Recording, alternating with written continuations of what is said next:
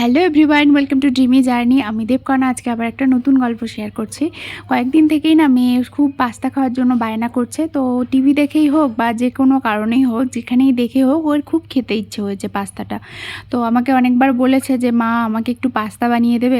সব কিছুই খাওয়ানো হয়, এবার পাস্তাটা আমাদের বাড়িতে না অনেক দিন থেকে বন্ধ হয়ে গেছে এই কারণেই যে মাঝখানে একটা পাস্তা আনা হয়েছিল, সেই পাস্তাটা না খেতে খুব একটা ভালো ছিল না। মানে কি বলবো, বানানোর পরেও কেমন একটা মাখা মাখা হয়ে গেছিলো। তো সেটা দেখেই আর কি তারপর থেকে না ঘেন্নাতে আর পাস্তা আনা হয় না। মানে ওটা আনলেই সেই ওই আগের ঘটনাটা মনে পড়ে যায় আর কি। সেই কারণে পাস্তা আনা বন্ধ হয়ে গেছে, বাকি সব কিছু আসে।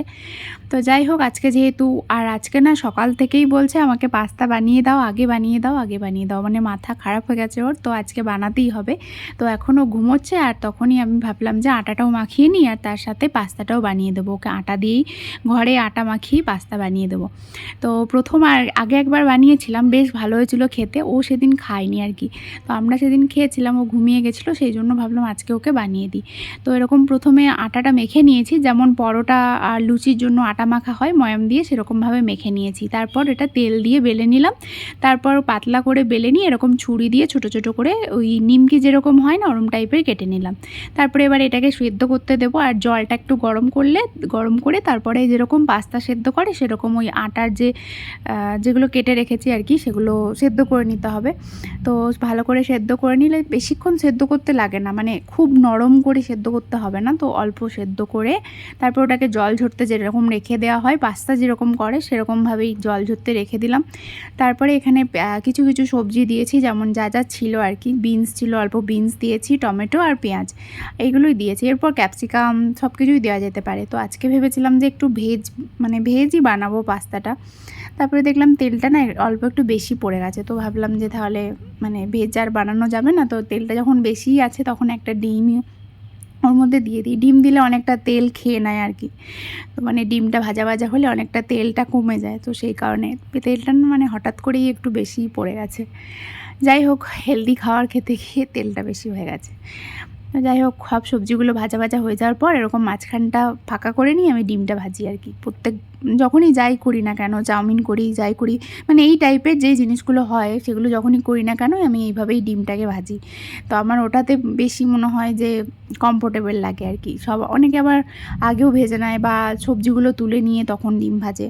তো আমার এটাকে বেশি বেটার মনে হয়। আর এর মধ্যে কিন্তু আমি নুন অ্যাড করব না, নুনটা কিন্তু ওই পাস্তাটা যখন দেবো তার মধ্যেই কিন্তু অ্যাড করব। আমি এই যে ভাজাভুজি এটার মধ্যে নুনটা অ্যাড করি না, নুনটা অ্যাড করলে মনে হয় যেন বেশি হয়ে গেছে। আর এর মধ্যে না আমি ওই ম্যাগি মশলা দিয়েছি। ম্যাগি মশলা দিলে না পাস্তা বলো চাউমিন বলো, আমার তো মানে আমার বেসিক্যালি খুব ভালো লাগে ওই ফ্লেভারটা আর কি। কেনা যে ম্যাগি মশলাটা হয় ওইটা, যেটা ম্যাগির প্যাকেটে থাকে ওই মশলাটা কিন্তু না, ওই মশলাটার খুব একটা ফ্লেভার ভালো লাগে না। যেটা কেনা হয় শুধু ম্যাগি মশলা যে কেনা প্যাকেটটা, সেটার ফ্লেভারটা বেশ ভালো লাগে।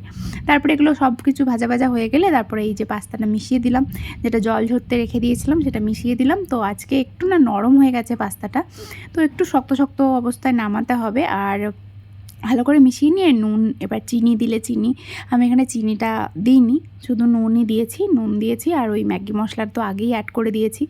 তো রেডি হয়ে গেছে পাস্তা, একবার বাড়িতে বানিয়ে দেখতে পারেন, দারুণ লাগে খেতে। মানে মনেই হবে না যে এটা বাড়িতে বানানো পাস্তা আর কি।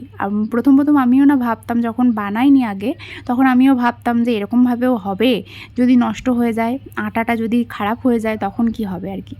তো তারপর যখন বানিয়েছিলাম তখন কিন্তু তারপর থেকে বুঝে গেছি আর কি যে এটার টেস্ট কীরকম। তো আপনারাও একবার বাড়িতে ট্রাই করে দেখতে পারেন, বেশ ভালো হয়েছিল। আর কেমন হয়েছিল আবার আমাকে বলে গেছে যে সসটা কীরকমভাবে দেবে, সেটা হচ্ছে চোখ আর মুখ এঁকে দেবে সস দিয়ে, ঠিক আছে।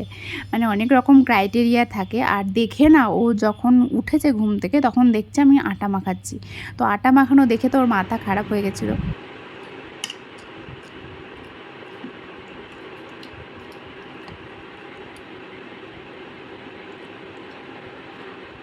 কি পাস্তা হয়েছে? হুম, তাহলে আগে যে চিৎকার করছিলি রুটি খাবো না, পাস্তা খাবো না, কেনা পাস্তা খাবো। আজকে ভিডিওটা তাহলে এখানেই শেষ করছি, আবার দেখাবে পরবর্তী ভিডিওতে। সবাই ভালো থাকবেন, সুস্থ থাকবেন। আর যদি ভিডিওটি ভালো লেগে থাকে তাহলে অবশ্যই কিন্তু একটা লাইক করে দেবেন। তো আজকের মতো টাটা।